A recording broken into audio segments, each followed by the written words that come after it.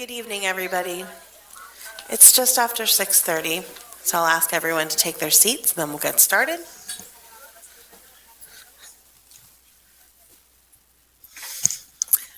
Now call to order the meeting of Lancaster City Council for April 25th, 2023.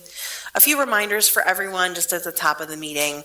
This is an excellent time to silence your devices if you haven't done so already. This meeting is being recorded and live streamed, so if you're here in the room, you may be recorded. At any point, if you're making public comment this evening, please remember to begin with your name and block of residence for our meeting record. And public comments are limited to 3 minutes per speaker per topic. I now ask anyone who is willing and able to rise for the Pledge of Allegiance.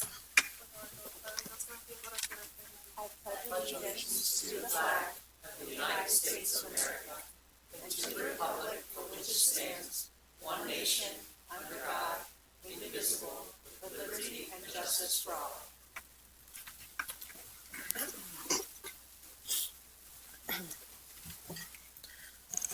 Mr. Harris, would you please call the roll of members? Yes, Madam President. Mr. Ahmed. Here. Mr. Arroyo. Here. Mr. Glees. Here. Ms. Gregg. Here. Ms. Diaz. Here. Ms. Walsh. Here. And President Bege. Here. We begin with the approval of minutes for the April 11th, 2023 regular meeting of council. I'll hear a motion. Motion to approve. Second. We have a motion and a second on the meeting minutes. Any council comments on the minutes? Hearing none, Mr. Harris. Mr. Ahmed. Aye. Mr. Arroyo. Aye. Mr. Glees. Aye. Ms. Gregg. Aye.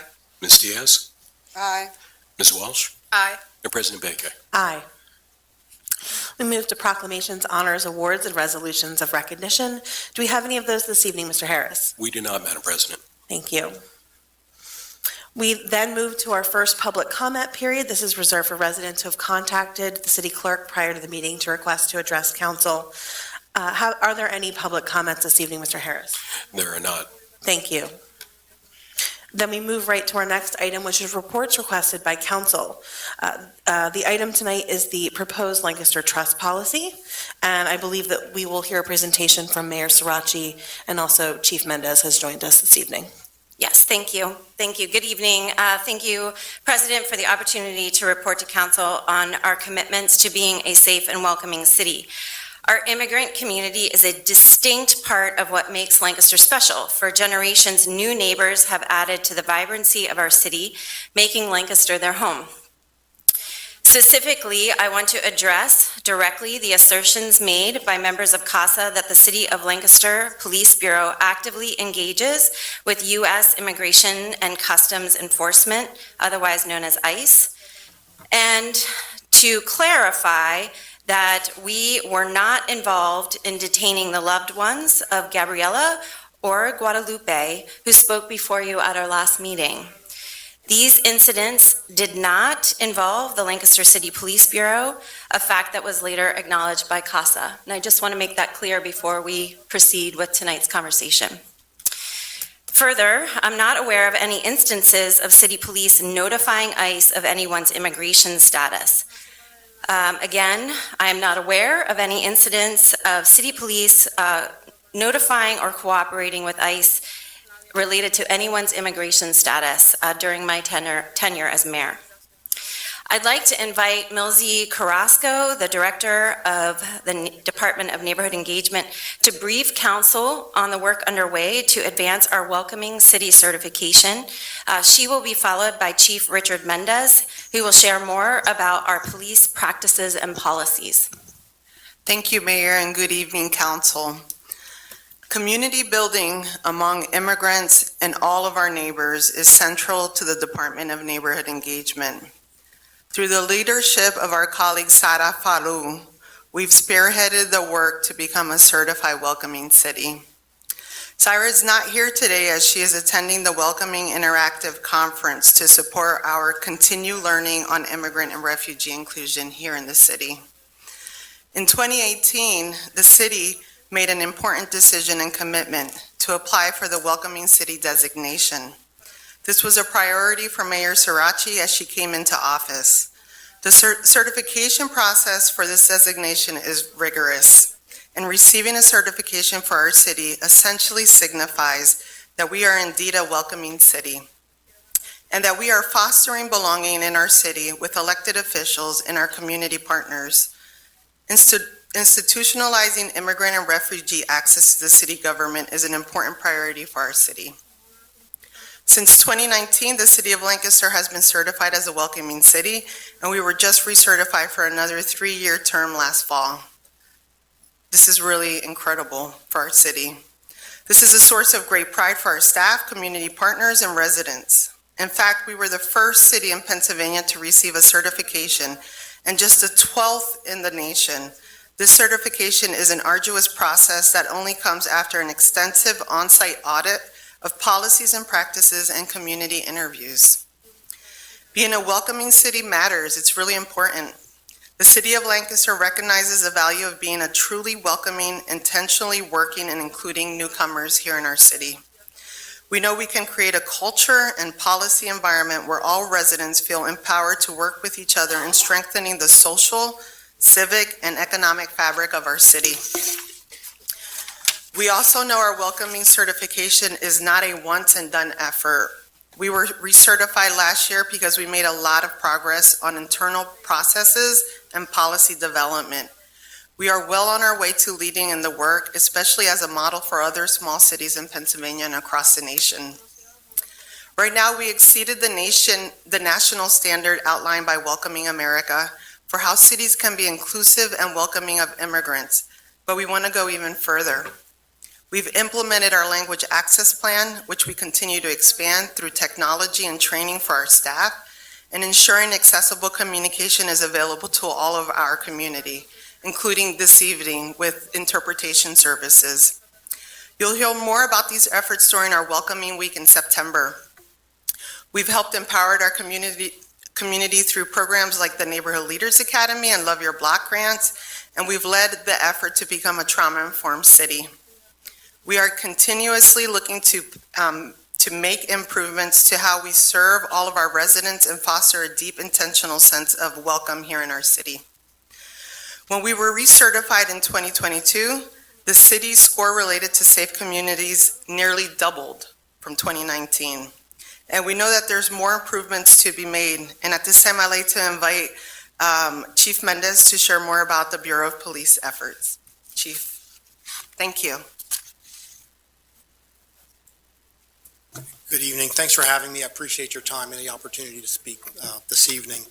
I do want to let you know that I am on a tight time frame. I need to be at another community leadership event, so I won't be staying for the entire session, but I'll be around for a little bit. As Mayor Sirachi noted, we do not and have not cooperated with ICE. This has been our practice for as long as I can remember. I've been with the department 23 years, and it's just not something your police department does. We haven't done it, and we aren't going to do it. I want all of our community members to feel safe in our city. You know, I'm not, and our police bureau is not interested in cooperating with ICE, and it's not our responsibility to carry out the work of a federal agency. We are a municipal police agency, and that it's not our lane to be in. The police bureau is committed to building trust and increased transparency. We've done this by expanding our community outreach efforts. Specifically, we've participated in numerous cultural orientation sessions with Church World Service. Our entire police bureau has received trauma-informed training, and our police social worker program has broken down barriers between the bureau and many communities, including those who do not speak English. The Community Police Working Group has also recently looked to add membership representing our immigrant and refugee population. Additionally, we've been reviewing all the police bureau policies as we seek additional as we seek accreditation, a process that has been ongoing since I became chief in July. It hasn't been an easy process because we are literally rewriting every policy and looking at every policy we have. Once we are completed with that, we intend to make all policies publicly available. And I'd like to add with that, there are 4 chapters with the accreditation. Each chapter has a bunch of policies in them. We are currently 2/4 of the 4 chapters are done with the accreditation. We have a tight time frame of, I would love to, and we are shooting for by the end of this year to be an accredited police agency, which is a huge accomplishment for the city of Lancaster. It should also be noted that within our welcoming city assessment completed last fall, that adding a public policy on non-cooperation with ICE and on victims' rights is needed, which we intend to do as we codify our existence practice in writing. I believe the best path forward is to codify our current practice of non-cooperation with ICE into administrative policy that is available to the public. Thank you. So with that, I, just in closing, want to just underscore again that our current practice to be codified into an administrative policy as part and parcel of the entire review of all of the police policies. And as you know, we've had some significant leadership change in the Police Bureau with an all-new command staff and a new chief that was obviously put in place last July, as Chief mentioned. And this has been a priority that that he has taken and run with to advance this work. And it is to be noted that, again, the Welcoming City Assessment did identify adding this policy as related to non-cooperation of ICE, codifying that in our administrative policies as a recommendation and one that we are advancing. And as you know, as elected officials, we are often asked to address issues and concerns that are outside of our purview. And it's disappointing and frustrating that not everybody around the city of Lancaster has the same policies. And we ran into this when we were having conversations related to racial equity, understanding that that not all people in the county feel safe in every part of the county. And that when people leave the city of Lancaster and have encounters with law enforcement that are not city police, we do not have the jurisdiction to intercede in those interactions. I want to just thank Director Carrasco and Chief Mendez for the many ways that they continue to build partnerships, advocate on these issues, and foster connections to ensure all of our neighbors feel like home is here in Lancaster. Thank you. Happy to take any questions from council, and obviously Chief and Millsy are here as well. Thank you very much, Mayor Sirachi. Members of council, you've received a draft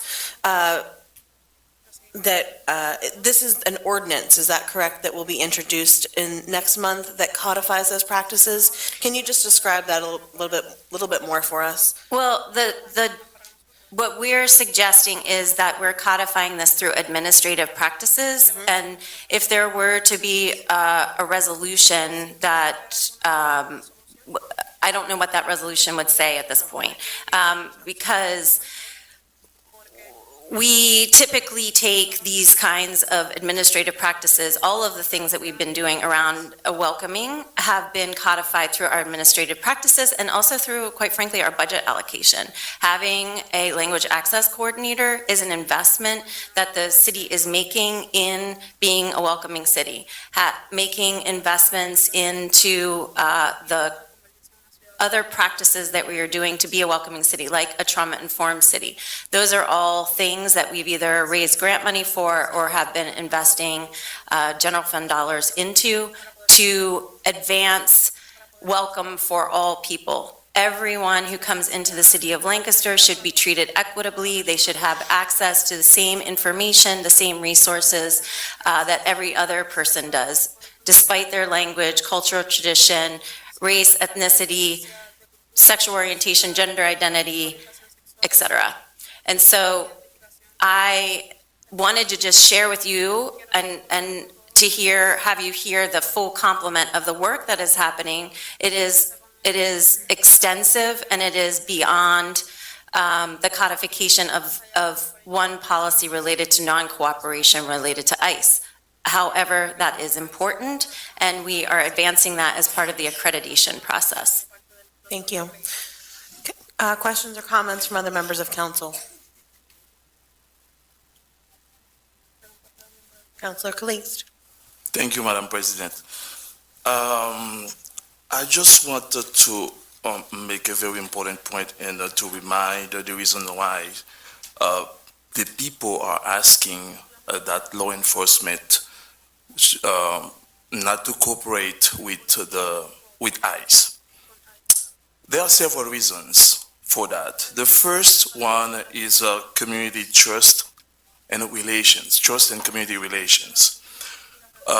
In the city of Lancaster, there is a high population, there is a higher immigrant population. Cooperating with ICE can undermine trust between law enforcement and the community. And this can make it more difficult for law enforcement to gather information and solve crimes, as community members may be hesitant to come forward to seek help, report crimes, cooperate with law enforcement for fear of being deported, separated from their families, or otherwise targeted by ICE, which can result in reduced public safety for the entire community. Another reason is the civil liberties and human rights. So this is a great concern for many people in the community. Some individuals and organizations believe that local law enforcement should not be involved in facilitating ICE practices and policies related to immigration enforcement, such as detention and deportation practices, because ICE violates civil liberties and human rights of immigrants, including due process rights and protection against discrimination. Another concern is the legal concern. It's a legal concern. Some experts have raised concerns that certain ICE practices, such as warrantless arrests, may be unconstitutional or violate individuals' civil rights. By refusing to cooperate with ICE, local law enforcement agencies can help protect themselves and their communities from these potential legal issues. And we also have resource allocation.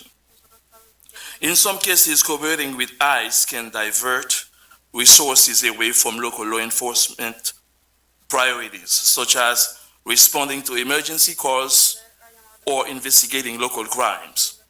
This can leave communities less safe and less well served by their local law enforcement agencies. So local law enforcement should not be diverted from their core responsibilities by getting involved in immigration enforcement, as it may strain their resources and distract them from their primary duties. And the last point, the last concern that the community have is moral and ethical considerations. Some individuals or community members have ethical concerns about the impact of immigration enforcement on vulnerable populations, including families, children, and refugees. They argue that local law enforcement should not participate in actions that they view as unethical and morally problematic. So there is an important recommendation that I would like to make to Council tonight. There is a treaty ratified by the United States in 1969. It is the Vienna Convention on Consular Relations. It's a multilateral treaty that has been ratified by 179 countries as March 3rd, 2017. The main purpose of this treaty is to codify the long-standing practice of consular relations between different nations. So this treaty is in accordance with U.S. law, and the Article 36 of the Vienna Convention on Consular Relations is enforceable in U.S. domestic courts.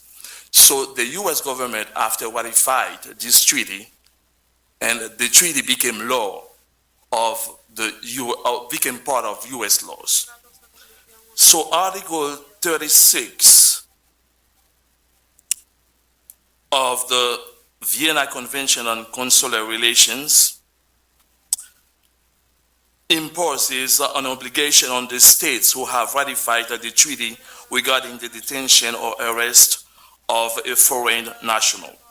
The article states that foreign nationals arrested or detained in one state, in this case that would be the United States, may contact the consulate of their state, which is the foreign country, and that the receiving state must notify the consulate without delay. Additionally, the authorities of the receiving state, which is the United States, are obligated to inform the foreign national of this right. The International Court of Justice has found the United States to have violated this treaty by not informing foreign nationals of the right to consular notification. So the fact that the law enforcement is obligated to notify embassies or consulates, it's very important.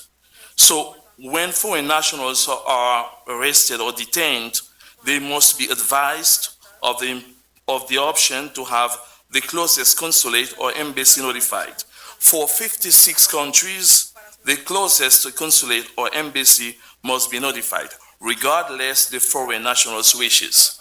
So which means that whether you want or not, if you get arrested, you have the right to, you have the right to ask that your embassy or your consulate to be notified.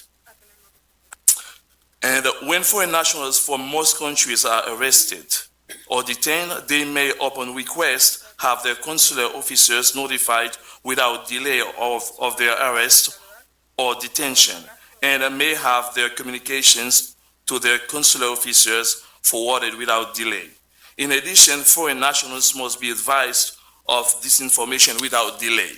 So the same thing that when you get arrested, they tell you your rights, and after being arrested, they should let you know that, they contacted your embassy or consulate, of your detention or of your arrest.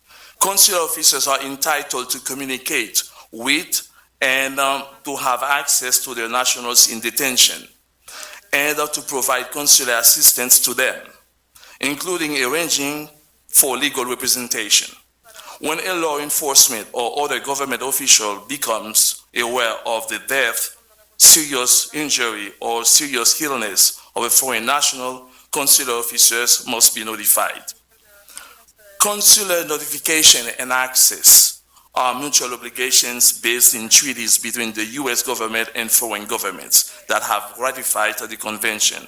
That is to say, these mutual obligations also apply to foreign authorities when they arrest or detain U.S. citizens abroad. In general, you should treat a foreign national as you would want a U.S. citizen to be treated in a similar situation in a foreign country. U.S. government always require that to foreign countries to do so. After the ratification of this treaty in 1969 by the United States, many people over the years have been arrested or detained, sent to jail, convicted, even put to death in some cases, without notifying their consulates. This is a violation of their rights. Their consular officers have the right to be notified to prevent their rights from being violated. So it would be very important to include consular notification and access, to this act in order to protect the rights of the immigrants. Thank you. Thank you, Councilor Fleeks. I think particularly the beginning of your statement was a particularly important reminder as to why we have these practices in place and the impacts that these can have on immigrant communities. And of course, anything that we put into policy or into law needs to comply with all state and federal law as well, which would include what you've described. Yes, exactly. Sorry, thank you. Exactly. Since the convention was ratified by the U.S. government, so it became part of the U.S. law. So I don't think that would be a problem because if it's U.S. law, it's a federal law. So whether it's a state level, local level, or a federal level, we should apply the law. Correct. Thank you very much. Further council comments on the presentation? Council President, if I may. Councilor Arroyo. Thank you. First, I just want to thank the members of CASA for showing up again tonight, particularly those who shared their stories during the last council meeting. I understand that takes a lot of courage, and I understand it wasn't Lancaster City's responsibility or Lancaster City Police responsibility, but it still takes a lot of courage to share those stories and bring it to the forefront to have these conversations.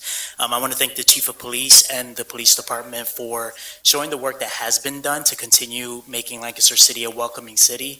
And I think once again, Lancaster City is stepping up in a way that shows that we are leaders in Lancaster County to codify a policy like this, to make sure that while folks may feel safe in Lancaster City, we need to make sure that they can feel safe throughout all of Lancaster County.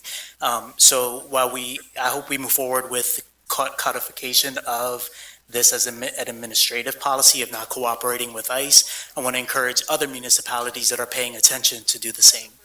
So, Council President. Thank you, Councilor Arroyo. Council President, if I may. Councilor Ahmed. Thank you. And once again, just wanted to thank the members of CASA for coming out this evening, members of the community, Chief Mendez and Director Carrasco.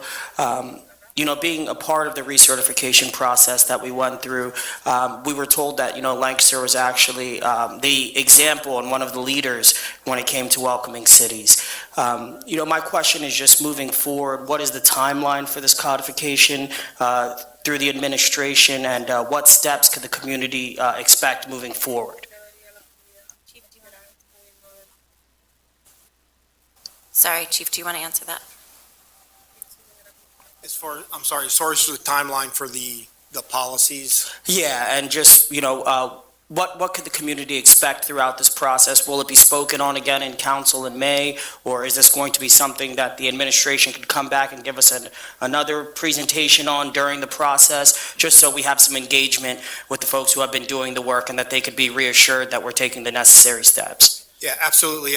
As I had mentioned earlier, all policies we plan on releasing to the community, but these are step-by-step policies.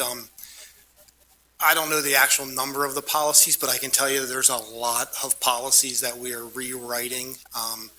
And there's multiple steps to that. They go through legal, they go through our HR, and they have to meet the standards of the state, the standards of the state organization that would be certifying us. After that, we have to push these policies out to the membership. We have to train them on any changes in policies.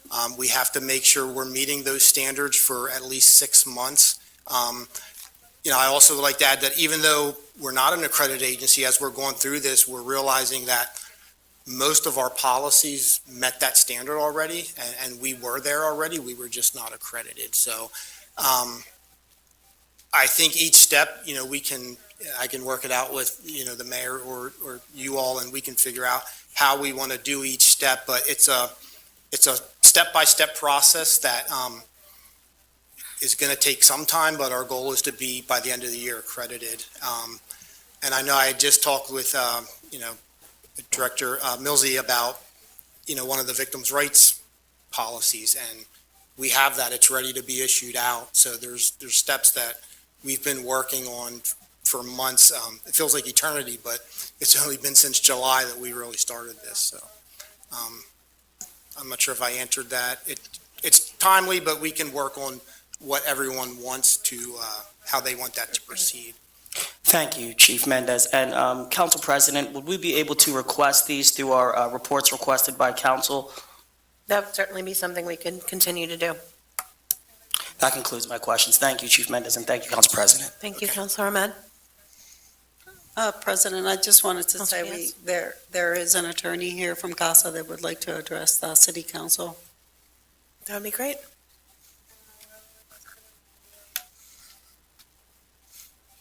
Good evening, sir. If you could just begin with your name for the record of the meeting.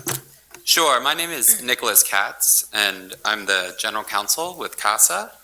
I just want to begin by thanking Mayor Sirachi and President Beke and everyone on this council for giving me an opportunity to speak to be here this evening. For many years, CASA members have stood hand in hand with you in ensuring that Lancaster is a city that values the contributions of all of its residents without regard to race, religion, national origin, citizenship, or immigration status. We are proud to support Lancaster's redesignation as a certified welcoming city and deeply appreciate the efforts of Lancaster city government, including the police, to abide by the principles embodied in that standard. As you know, we are advocating for a trust act that goes beyond any individual policy. We're advocating for a statutory framework that states unequivocally that Lancaster stands with its immigrant community. That framework would ensure that citizenship or immigration status will not be a barrier to accessing benefits or reporting a crime to the police. It enhances the faith of the immigrant community, including our members who are here today, and were here in the last session, will continue to be here. It enhances their faith in accessing those benefits and in contacting the police and keeping the community safe. This statutory framework would also explicitly outlaw threats against an individual or their loved ones based on an actual perceived immigration status and mandate consequences to be imposed for violations of those provisions. Operating with the force of law, the Trust Act would signal to all Lancaster residents that they do not need to fear interacting with city government at any level, whether that be for accessing those benefits or interacting with the police. It will make everyone in the city more safe and ensure that our members and all city residents are treated with fundamental dignity and respect. During my time at CASA, I've had the opportunity to work on several trust acts at the local, county, and state level in Maryland and Virginia, where CASA also has offices. These policies combined impact millions of people and have served to make communities safer and stronger.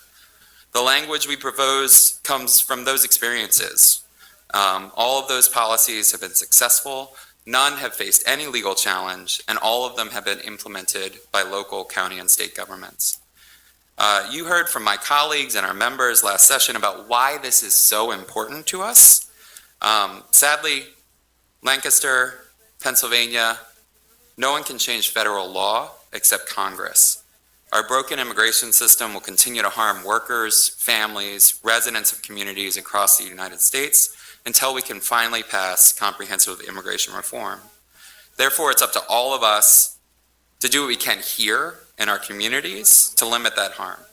We believe the Trust Act is a strong and legal step in that direction, and we look forward to partnering with you to working together to ensure that we can codify a comprehensive statutory framework that honors our immigrant community. Happy to answer any questions you have and look forward to continuing to work with you. Thank you, council members. Thank you very much. Council President, if I Mayor may. Sarachi, yes. Thank you, Mr. Katz. I think what council has before you are two paths. A path that is laid out in a draft resolution that has been, or ordinance that has been circulated among council members that, as you say, is a framework for the very same policy goals. What you've heard from Director Carrasco and Chief Mendez is a different path, which has been laid out through a certification process through Welcoming America, coupled with an integration and codification of multiple layers of access and facilitation to ensure that we are protecting the rights and equitably serving all residents of the city of Lancaster, while also acknowledging and codifying our practice related to police. Either of these paths, as they have been laid out, are not going to fundamentally change what we are doing right now, because we are doing all of the things that are aligned with our values as a welcoming city that embraces its diversity and does not ask questions about immigration status or documentation related to legal residency in any of our practices. And those practices are being codified through administrative policy, through statements of standards of practice, SOPs, in our HR department, as well as in our Office of Neighborhood Engagement through language access, through our police bureau practices, and so on and so forth. There's not a wrong answer here, because we are aligned in terms of what we are trying to accomplish. What I'm just laying out for you, and what I believe has been shared with you tonight, is that we are on a path to do this through administrative policy that is codifying this, not in a standalone, and this is just my bias, not in a standalone ordinance, but through multiple departments through administrative policy. We've been on that path since 2018. And I don't believe that there is anything in the ordinance that is before you that is not already in process or already accomplished through City Council. So it's not a question of is anything going to change, because it's fundamentally not.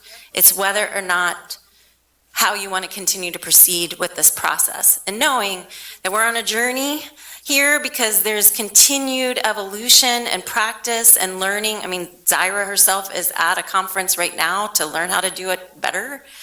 That is going to keep evolving. And I just want to underscore that the certification of becoming a welcoming city is not a once and done thing. We have to be recertified every 3 years. They come and they audit us. We go through a comprehensive review. It's a big deal. So that's what's before council. Mr. Katz, question for you. You said you were involved in other municipalities in Maryland and Virginia. Did they pass this ordinance as written? Did they make changes? And could you give us a characterization of any policies or practices that those places already had in place? Was it robust as what we have in place in the city of Lancaster? How did they work with those two options in front of them? Sure. I mean, I think every jurisdiction is different. I mean, as I said, I think the draft legislation that we put together is really from learnings from several jurisdictions as sort of what we understand to be best practice right now. I think many of the jurisdictions we worked with already had similar policies. They were strong pro-immigrant communities that really wanted to codify and improve on existing practices, very similar to what Madam Mayor was referencing here in Lancaster. I think the important thing for our members in each of those engagements was that the statutory framework of it gave them the security that it was a lasting commitment and the visibility to exactly how everything fit together, right? Having good police policies, having good public service policies, having good benefits policies. The statutory framework that's offered within, the language that we proposed would, as the mayor pointed out, fit with administrative policies and recommendations that are moving forward now. So I think in most jurisdictions, it was a conversation about what existed and then moving forward with sort of agreed upon statutory language. So just to clarify, not necessarily verbatim as written, but a collaboration? Absolutely. Absolutely. And I think that's what, we'd like to offer, what I'd like to offer personally, but that we as an organization would love to collaborate with you to figure out how we can do what's best for our members, the residents of Lancaster, and doing that together. Thank you. You're welcome. Councilor Walsh, yes. Thank you. I'm not quite sure who to direct the question at, but is there any harm in adopting the resolution and codifying the administrative, so a both-and approach here, where there's not just one or the other? And then to both paths forward, can somebody explain to me, especially within the ordinance that you helped draft, Mr. Katz, the Section 4 compliance with federal law? The language there is a bit confusing, and I just want to be clear as to what this enables us to do or what protects us from in consideration to federal law. My concern is, doesn't that supersede anything at the local level? Yeah, that's correct, Councilmember. I think that language, again, this is sort of the evolution of language in terms of best practice trust policies. And in many jurisdictions we've worked with, there was significant confusion about these particular provisions of federal law. And that was stemming from, frankly, the last, presidential administration, where there was significant attempts and frankly unconstitutional and overreaching attempts by the federal government to limit grant funding based on alleged noncompliance with these statutory provisions. And so I think we included that section as a framework to make it clear that nothing contained within this legislation or the proposed language in this legislation would in fact conflict with those provisions. And just as I noted earlier, there has never been a challenge, and certainly not a successful challenge, to any of the proposed language, the tier, much of which is contained in other jurisdictions. And indeed, those attempts by the Trump administration to claw back federal funding based on alleged noncompliance were found to be exceeding statutory authority and by some courts unconstitutional. Including here in the Third Circuit, they held that it was beyond the statutory authorization of DOJ to do that. So that's really the origin of that language and why it's in there. Does that make sense? It does, thank you. And then back to my first point about the both and of Yeah. adopting a resolution and codifying administrative practices. Is there any harm or foul in doing both? I don't think so, but. I would say that there are elements that exist in the trust policy as it is written that are problematic from an administrative burden perspective, specific to our HR function. And unfortunately, Sharon couldn't be here tonight, but that would be a larger conversation because it will require a rewriting of existing policies to align with this in a way that is not advancing the end objective, if that makes sense. There's an administrative requirement that's embedded in this that will require staff resources that will not accomplish anything more than what we are already doing, and the end result of what that legislation is. Again, this is the part about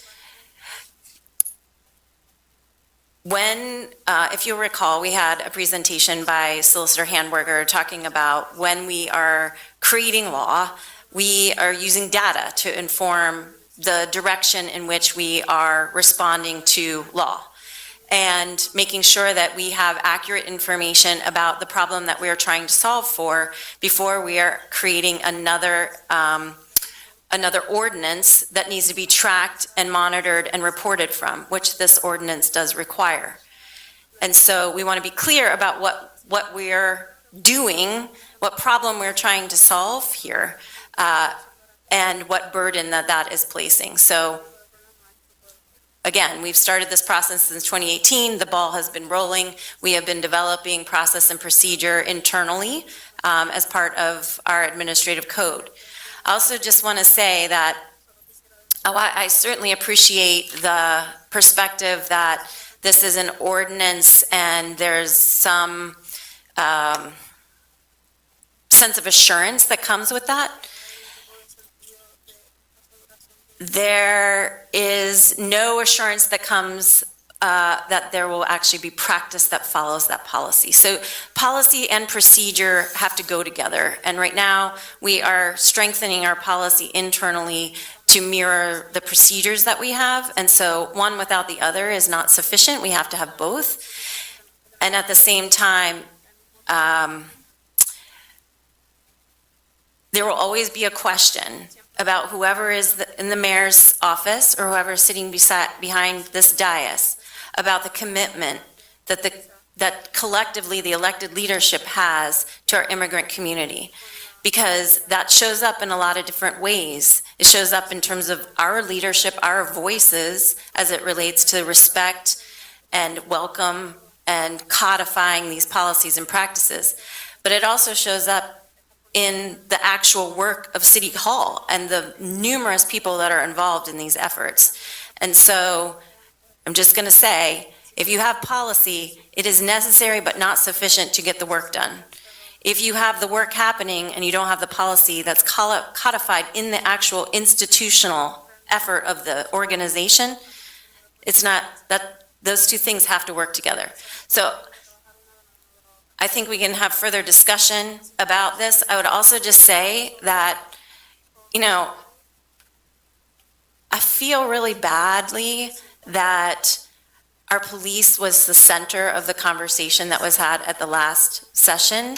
And agree with you, Councilor Arroyo, that it was very brave for Guadalupe and Gabriela to come forward and share their stories. And we have a bureau that's been working very hard to build trust, especially coming out of 2020. We have a completely brand-new leadership team.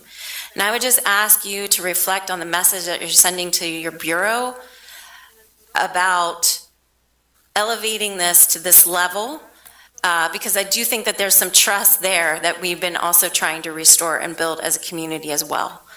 And they have been doing all of the things that we have asked of them and more, from the engagement, the trauma-informed efforts, the accreditation policy, the policy review. We've asked them to do these things. We've asked them to look at use of force. We've asked them to look at the ways in which we are being sensitive to the needs of our community and the diversity of the needs. We've asked them to assist us in many facets of creating a safe and welcoming community, and they have stepped up every time.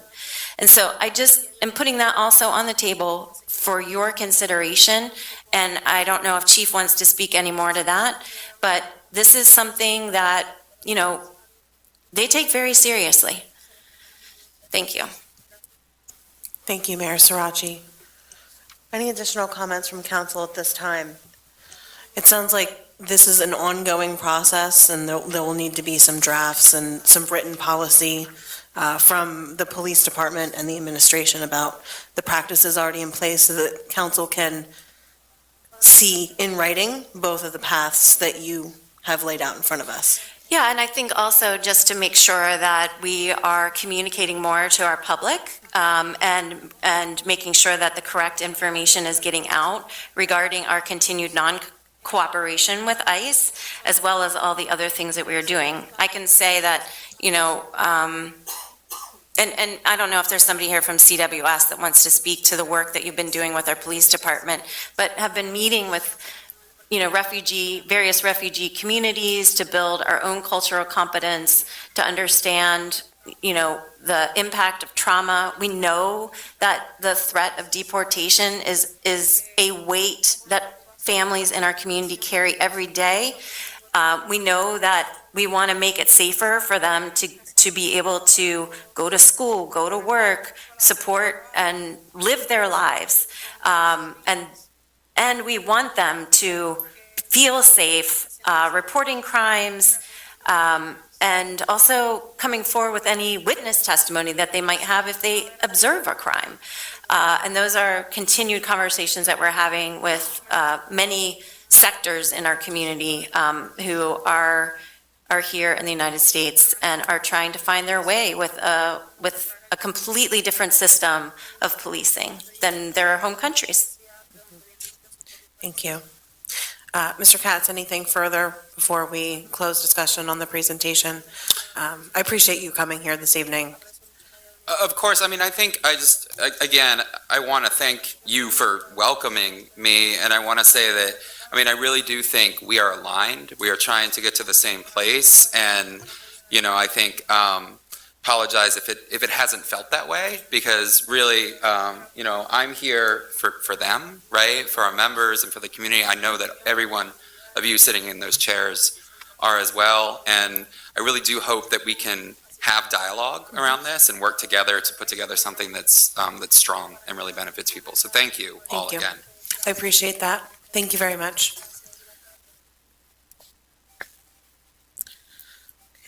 Excuse me.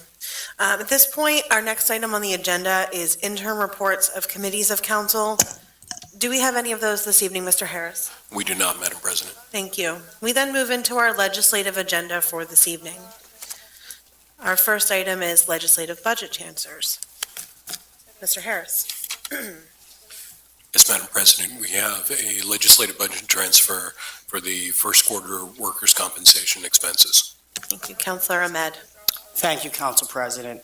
Madam President, as you're aware, the city is self-insured for workers' compensation costs. Every year, funds to pay workers' compensation claims are included in the individual department budgets.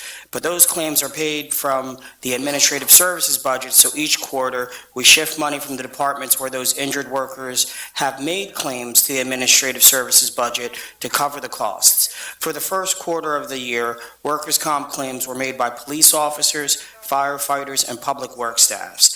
A total of $5,842.72 is being moved from those department budgets to the administrative services budget. Because this money is being moved between departments, this requires city council approval. So at this time, I make a motion to approve the first quarter workers' compensation transfers totaling $5,842.72 as proposed. Second. We have a motion and a second on the budget transfers. Any comments from council? From the public? Hearing none, Mr. Harris. Mr. Ahmed. Aye. Mr. Arroyo. Aye. Mr. Cleese. Aye. Ms. Gregg. Aye. Ms. Diaz. Aye. Ms. Walsh. Aye. And President Beke. Aye. We move to ordinances for final passage. Administration Bill number 6. Mr. Harris. Yes, Madam President. An ordinance of the City Council of the City of Lancaster, Lancaster County, Pennsylvania, appropriating funds and directing the award of contracts for capital projects, supporting programs, improving service delivery, quality of life, health, economic opportunity, and equitable outcomes under and pursuant to the American Rescue Plan Act, providing for the repeal of inconsistent ordinances, providing for the severability of the ordinance, and providing that the ordinance shall take effect as provided by Pennsylvania law. Motion to approve? Second. We have a motion and a second. Counselor Arroyo. Thank you, Council President. As in previous council meetings, I'd like to give a brief recap of the process that got us to this point, followed by the recommendation of the Committee for Awards. A quick note on the RFP and review process. This process was reviewed and approved by council. Our 2 requests for proposals for affordable housing projects and community facilities were informed by public input. A public request for proposals was issued on November 28, 2022. This RFP was intended to seek creative, sustainable ideas for projects that enhance equitable outcomes and achieve the following desired outcomes, such as support public programs with a demonstrated history of success and impact, improve services to city residents, improve quality of life and health for city residents, improve economic opportunity for city residents, and all sealed proposals were opened on January 24th of 2023. 21 proposals were received requesting approximately $40 million in funding for projects totaling over $75 million. Proposals were evaluated by the quality of responses in the following areas: project impact, project plan, cooperation, collaboration, and leverage, organizational capacity, and budget. A committee made up of myself, Council President Beke, Mayor Sirachi, and city staff reviewed all the proposals and determined the following recommendations to council. The committee would like to bring the following recommendations to council to fund the following proposals. Boys and Girls Club of Lancaster in the amount of $600,000 for renovations to an existing facility. Church World Service in the amount of $250,000 for renovating and expanding an existing facility, a welcome center for refugees. Community Action Partnership of Lancaster County in the amount of $400,000 for renovations to an existing facility, specifically for Crispus Attucks Community Center and the Domestic Violence Services. Lancaster Public Library in the amount of $500,000 for filling the gap in funding for new library construction. The Lancaster Recreation Commission in the amount of $750,000 for the renovation of Price Elementary School into a community center. Saca Development Corporation, Centro Hispano, in the amount of $500,000 for the renovating of a Hispanic community center to provide human services. Saca Development Corporation, Tech Centro, in the amount of $500,000 for the renovating unused space in existing facility to provide vocational technical training. South End Concerned Neighbors in the amount of $250,000 for building a community hub in the southeast. Brightside Opportunities in the amount of $500,000 for renovations to an existing facility. Welsh Mountain Health Centers, also known as Union Community Care, in the amount of $500,000 for filling gap in funding to renovate and expand existing location and purchase equipment to create a dental clinic. And finally, Univision Childcare in the amount of $250,000 for leasing and renovating space to expand a Spanish immersion center for early education. A quick note that Full Council has received information regarding all of the proposals submitted, including organization name, funding requested, total project budget, amount recommended, total cost of the project, location of the community facility in the city, and a brief summary of the proposal. So now that you all have heard that multiple times, I want to take the time to thank all of the applicants, and I wish we could have funded them all. It's a reminder that even with ARPA funds, we need continued investment in our community. I am really proud of this city council, our mayor, and city staff for making this investment. If passed, we will be expanding critical services like childcare and healthcare, making much-needed improvements to facilities, and building hubs in the most vulnerable communities. Thank you. Thank you very much, Councilor Arroyo. And we appreciate that recap every time. I think it's important to hear all of that. I will begin with any comments from council. I know that there are representatives from the organizations here with us tonight, but we'll begin with council comments if there are any this evening. All right, then comments from the public. Go right on ahead, begin with your name and the organization that you're with, and anyone else who's with any of the other organizations, you're welcome to get up and speak as well. Welcome. Good evening. My name is Valentina Ross. I am the Director of Church Hall Service in Lancaster. Yeah.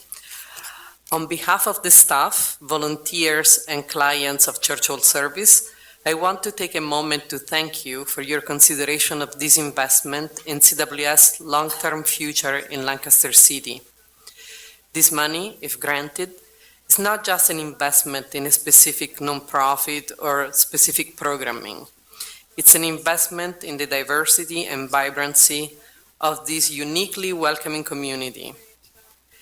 For years now, the City of Lancaster has been an amazing partner to CWS. Your work with newcomers has expanded what we are able to provide for our clients. Becoming the first certified welcoming city in Pennsylvania made clear that inclusion is not just a buzzword. The work to expand language access for city services and the decision to ensure that immigrant voices were heard as you prepare the city's next comprehensive plan has told Lancaster's new neighbors loud and clear that local government values their presence and their contributions. And I would like to add, in response to what Madam Mayor was asking me for about CWS work with the police, that yes, we have been working for years very closely with the police department here in the city. Some of our work has included what someone has mentioned before, providing cultural orientation, participating in our cultural orientation classes to new-coming refugees to Lancaster. A police officer has joined us regularly for several years and has talked with our newcoming clients, individuals who had just arrived after fleeing violence, persecution in their home countries, and who are often very distrustful of authority and the police. They have been coming there and reassured them of how the police works here.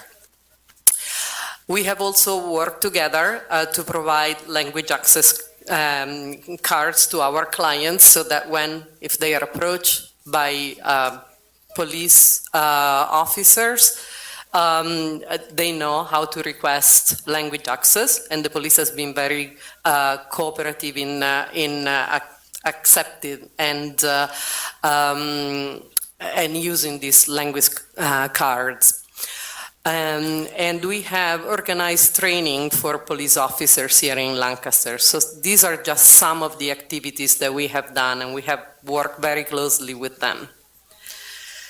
So we look forward to working with you over the coming years to deepen the welcoming spirit for which the city is readily known. Thank you very much. Thank you very much. I appreciate all of that information. Ms. McLeod, good evening. Good evening. Just saw you yesterday at a Yeah. meeting, didn't I? Okay. So I, Walanda McLeod, representing Brightside Opportunity Center, President and CEO. I also am a city resident. I live on Holly Lane. So I just want to thank you guys. I will say that application was a heavy lift. It was very interesting. For smaller nonprofits, it was challenging. We don't have a grant writer. I am the grant writer. So, but I've written grants before, thank God. But application was interesting. We got through it. I thank you for the opportunity because, as you know, for nonprofits, it's hard to find infrastructure dollars to do the things that need to be done. People want to fund our programming, which is fantastic. But if you don't have air conditioning and heat and water and all those wonderful things, it doesn't really work. So I totally thank you for that. We've been trying to replace our HVAC units with grants. There are 20 of them. We would be trying to replace them for the next 20 years, and we'd have to cycle around again. So with the funding that you've provided, we'll be able to do them in one fell swoop and clear out Hershey Avenue for all the cranes that'll be there, but that'll be minor details. But thank you again for the opportunity to apply and for the funding. We really appreciate it. And all of my board, well, most of my board is here. A lot of my board members are here in line. So thank you very much. Thank you all for being here. Thank you.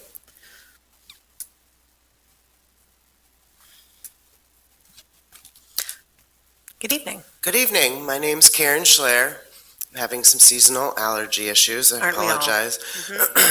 I'm the CEO of the Boys and Girls Club and want to say my sincere thank you to considering this, to putting this money out for an RFP the way that you did. And as Walanda eloquently mentioned, people don't want to fund, when you're doing a capital campaign, an HVAC system or urinals. These are not what we call in the nonprofit business real sexy to put out for donations and for contributions. So $600,000 is a game changer for a nonprofit of our size to help with 3 of our city locations. So again, thank you so much. I'm sure the application process was a heavy lift for all of you and a lot of reading and a lot of contemplating, and I appreciate how quickly you got this turned around, because January to now is not a lot of time. So thank you so much from the Boys and Girls Club and all the kids that will benefit. Thanks. Thank you very much.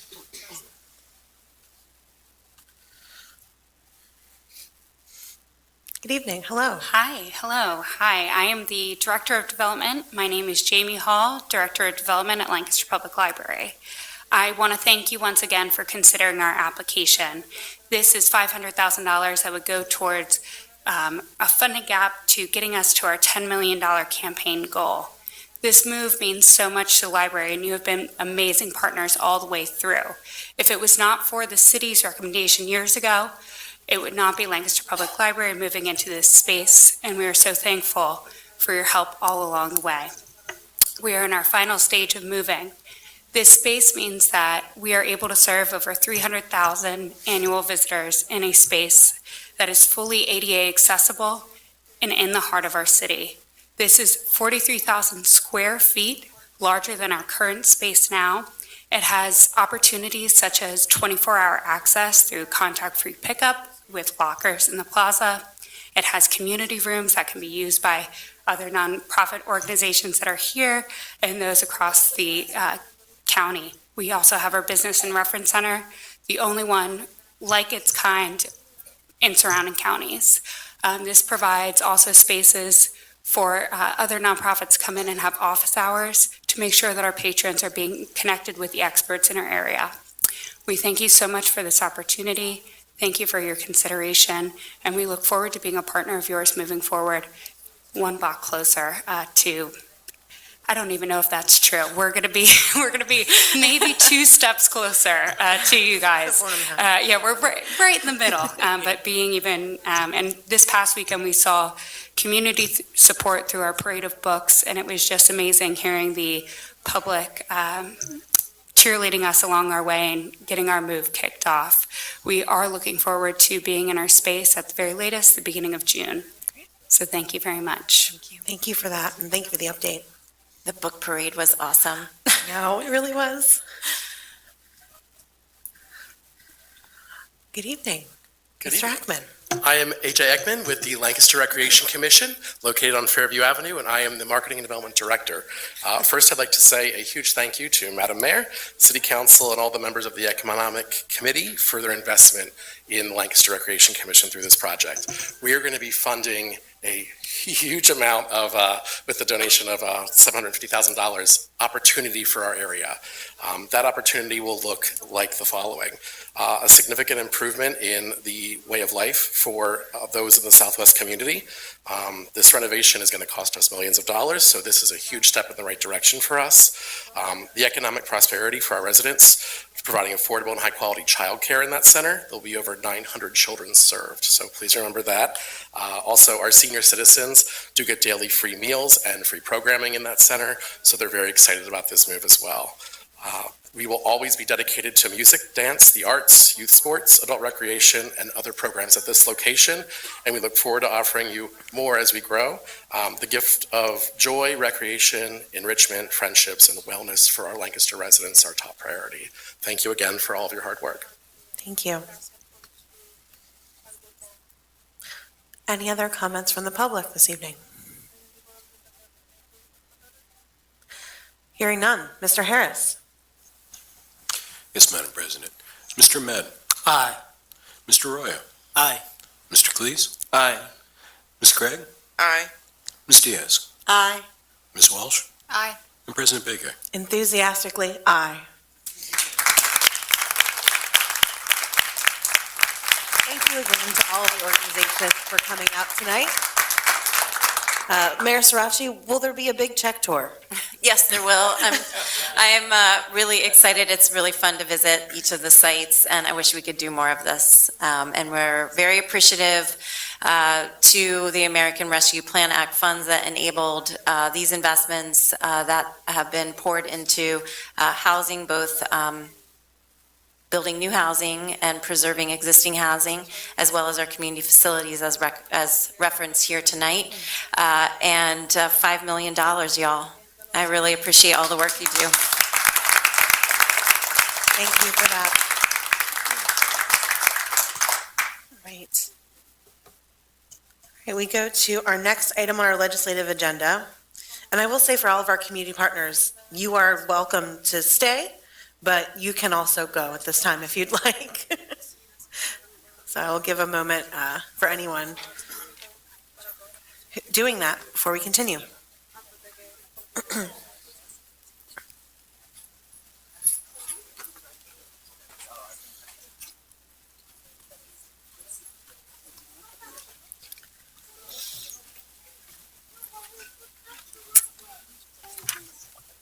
Thank you.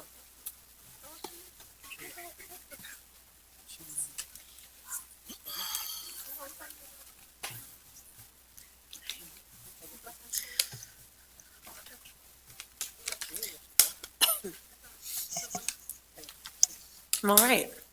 I'll continue us along with resolutions on our agenda. We have resolution number 30. Mr. Harris. Yes, Madam President. A resolution of the City of Lancaster authorizing the proper officers of the City of Lancaster to expend $800,000 of the city's fiscal recovery funds received from the United States Department of Treasury to fund in conjunction with the Lancaster County Housing and Redevelopment Authority on behalf of the County of Lancaster, the construction and implementation of additional low-barrier shelter capacity within the City of Lancaster, and $800,000 of the city's fiscal recovery funds received from the United States Department of the Treasury to fund the development of a permanent center for homelessness services, shelter, and housing for persons experiencing homelessness within the City of Lancaster. Motion to approve. Second. We have a motion and a second on the floor. Councilors, you received a red line version of this resolution, and so I hereby make a motion to amend resolution number 30, 2023 as follows. To replace County of Lancaster with Lancaster County Housing and Redevelopment Authority on behalf of the County of Lancaster in the title, in paragraph 5, and in the attestation. To remove and/or Lancaster County, Pennsylvania in paragraph 1 and in paragraph 4. To replace August of 2023 with December 1, 2023 regarding the commencement of expanded emergency low barrier shelter facilities. To add paragraph 6 to read as follows. Funds in the amount of $800,000 for expanding emergency low barrier shelter capacity will not be released until Lancaster County Housing and Redevelopment Authority has established a detailed project budget to implement the stated project objectives, and the city has received evidence that funds sufficient to fill the budget have been obligated. Budget must be established and funds obligated prior to September 30th, 2023, and funds in the amount of $800,000 for the establishment of a permanent center for homelessness services, shelter, and housing will not be released until Lancaster County Housing and Redevelopment Authority has established a detailed budget to implement the stated project objectives, and the city has received evidence that funds sufficient to fulfill the budget have been obligated. Budget must be established and funds obligated prior to March of 2024. Additionally, Exhibit A, the project plan to reduce homelessness and mitigate the impacts of homelessness in Lancaster City, has been updated. Amendments to this exhibit. Replace, quote, County of Lancaster with Lancaster County Housing and Redevelopment Authority. Adjust the date of establishing new emergency shelter beds from August 2023 to December 1, 2023, and update the requirement to provide 80 total emergency shelter beds for 3 full seasons, December 1st, 2023 through April 1st, 2026. My motion. Second. We have a motion and a second on amended resolution. This is a motion to amend. Rebecca Geiser is here. If you want to provide any insight on the amendment, I know that this was to address questions that council specifically had regarding the resolution on the first reading around creating a project budget, making sure that the funds would be obligated by the county, and making sure that the funds would be used within the ARPA timeline. Could you speak to that, please? Sure, thank you. Good evening. Good evening, Mayor, councilors. Yes, I can elaborate just a little bit more on how this amended resolution and project plan answer the questions. So there were several questions from council during the council committee meeting about how the city will ensure that the responsible entity, which is now proposed to be Lancaster County Housing and Redevelopment Authority on behalf of Lancaster County, that they obligate adequate additional funds necessary to achieve the objectives in the project plan. And also you requested that the resolution establish a timeline for the agreement to be signed and funds to be made available to ensure that we can spend the money on these purposes within the required ARPA deadline. So the resolution amendments proposed that President Baike read do state that the city is only going to release the funds when the budgets have been established and the funds to fund the entire project have been obligated. In other words, in simple terms, the city's ARPA dollars will be last in for the project. And the resolution also sets deadlines for these requirements for each project to ensure that the project can be completed within the time that is allotted for the ARPA money. I'm happy to tell you also that the board of the Lancaster County Housing and Redevelopment Authority voted this afternoon to approve the agreement with all of the amendments that President Baike also read and that you have in your arms as well. There was also a question from council about the data available, and I did confirm that the data that was collected during the point in time count on January 23rd, 2023 by the Homeless Coalition, that data is being finalized now and which are anticipated to be released by the Lancaster County Housing and Redevelopment Authority in the next week or two. Thank you. So we have a motion to amend on the floor. Any councilor comments on the motion to amend? Motion to amend. It's already there. You did? We had a motion and a second already, but I appreciate your enthusiasm. Go ahead. Any other comments from the public on the motion to amend? Hearing none, Mr. Harris? Mr. Matt? Aye. Mr. Arroyo? Aye. Mr. Cleese? Aye. Ms. Craig? Aye. Ms. Diaz? Aye. Ms. Walsh? Aye. And President Baker. Aye. We then have a amended resolution on the table. Any comments from the council on the amended resolution? Councilor Craig. Thank you, Council President. I'm really happy that we had the opportunity to table this at our last council meeting so that we could go back and revisit so that the ARPA money gets spent wisely and there's deadlines to be met so that we don't go over the time allotted to put these funds to good use. Thank you, Councilor Craig. Councilor Walsh? Thank you. Is there anybody from the County Housing and Redevelopment Authority that would be available? No. Okay, so they're not present to answer any questions, but maybe Rebecca, you could help me to put some things together. As I'm still looking through this, a couple things are a bit vague as to the sustainability of the project, and I was just wondering, as we've required some of our nonprofit partners to consider sustainability as well as providing a budget and going through a process, will we be able to see the project budget? And then can you speak to the long-term sustainability of both the shelter program, building the low-capacity shelter to be determined where that would be, and then working with the Prince Street location? What's the staff capacity? What's the long-term plan? What's the, funding sustainability for this? I understand that we're a one-time last in, but what does this look like in, 5 years? Yes, very good question.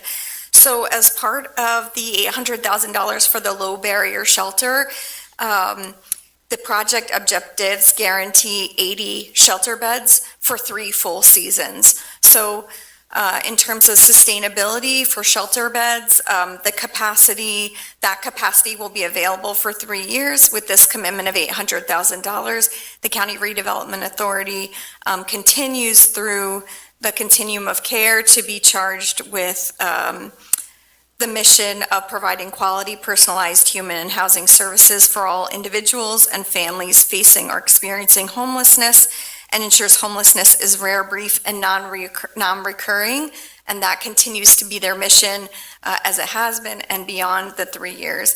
But that is the definitive timeline for the 800 shelter beds and the 80 shelter beds for the $800,000. And then for the hub, the homelessness hub, that is primarily capital money going in, with the county also having already purchased the property. And they will need to demonstrate that they are able to fully fund the establishment of that building, and the operation of that project over time will be the responsibility of the Housing and Redevelopment Authority. And can you speak to the city staff's capacity, if any, in either of these projects? Sure. Whether it be administration or on the ground or both? Sure. Craig Walt, our Bureau Chief of Lead Safety and Community Development, is the Vice Chair of the Homelessness Coalition and the Steering Committee. And as in that role, he will be playing a part in all of the development of both the shelter beds and the establishment of the hub. Additionally, the county will work with city staff as per the general regulations through the Planning Bureau on zoning recommendations, land use, and other requirements for land development for that project. We have stated in the Exhibit A that the city will be a participant in the RFP process in choosing a provider and locations for the shelter beds as well. So as a part of the steering committee, Craig Walt will be involved in all of the conversations and decisions around the coalition initiatives. So an administrative function? Yes, as opposed to operations, yes, we're not putting in any operations Got from it. staff. And then, is there a reason why nobody from the county has come to present to council? I mean, they're a big part of this agreement, and it would be nice to have the partner that we're investing in to be able to speak to, their programs. So I was just wondered, were they invited?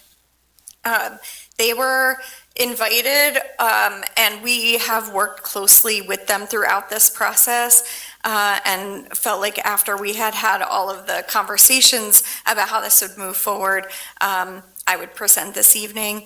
If you would like to request them to come to another meeting, I think that is feasible. Great. Thank you for answering my questions. Yes. Thank you. Any other comments from the public on the amended resolution? Hearing none. Mr. Harris? Mr. Ahmed? Aye.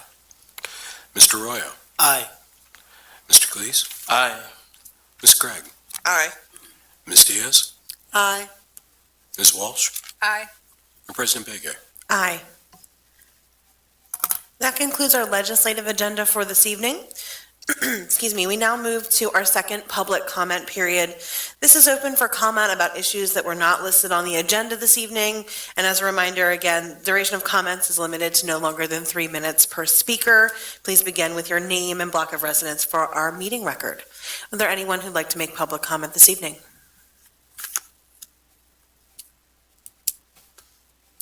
Hearing none, we will close public comment and we move to the report of the mayor. Mayor Sirachi. Thank you, Council President.